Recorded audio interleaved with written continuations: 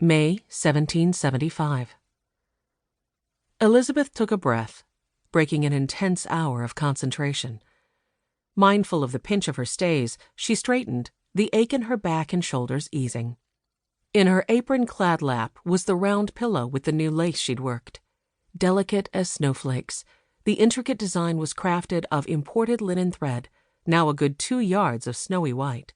She preferred white to black. All skilled lacemakers knew that working with white was kinder to the eye. Raising her gaze, she looked out fine English glass onto a world of vivid greens broken by colorful splashes of blossoms.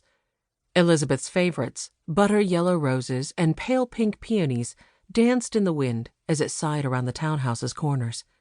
Nearly summer at last. But not only almost June, 'twas nearly her wedding day. "Oh la la! What have we here?" Around the bedchamber's corner came a high musical voice.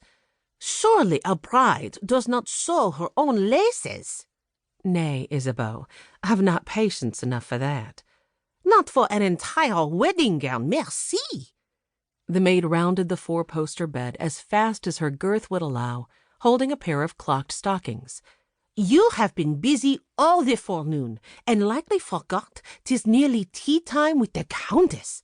Lady Charlotte surely wants to discuss your betrothal ball. 'Tis rumored Lord and Lady Amberley will be there." Elisabeth nearly smiled at her maid's flaunting of titles.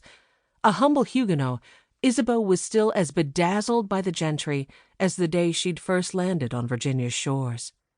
Elisabeth set aside her lace pillow and watched her maid pull 2 tea gowns from a large armoire. "Are you in a blue mood or a yellow one?" "Yellow," she said. Yellow was Lady Charlotte's favorite color, and Elisabeth sought to cheer her all she could. In turn, the governor's palace served up a lavish tea table that surely rivaled the British king's. Glancing at the tiny watch pinned to her bodice, Elisabeth left her chair so that Isabeau could undress and redress her. "'Tis such a lovely day. Likely the Countess wants a turn in the garden. Do you think her girls will be about?" "I should hope so. Fresh air and exercise are good for them, though their father oft keeps them inside of late." Isabeau darted her a fretful look. "On account of the trouble, you mean?" Elisabeth tried not to think of that. "The sun might spoil their complexion, Lady Charlotte says. And she's right, you know. Look at me." Though faint, the freckles across the bridge of her nose and the top of her cheekbones gave her skin a slightly tarnished look that even ample powder couldn't cover. Her fault for slipping outside with her handwork in the private corner of the garden she was so fond of, forever hatless. "You are très belle, even speckled," Isabeau said, lacing her stays a bit tighter. "And you have won the most dashing suitor in all Virginia colony, no?" "One of them."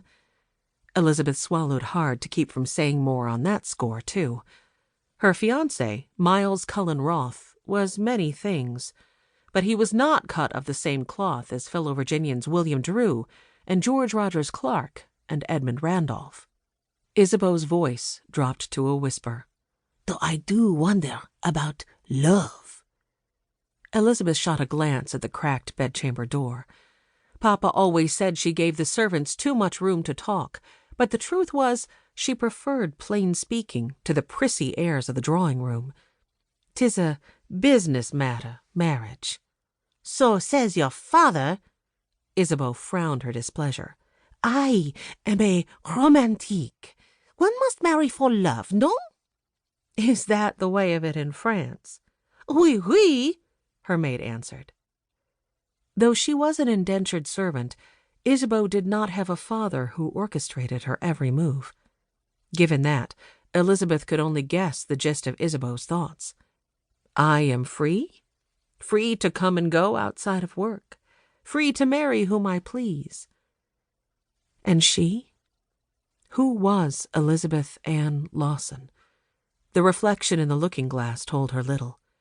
When the history books were printed and gathered dust, what would be said of her?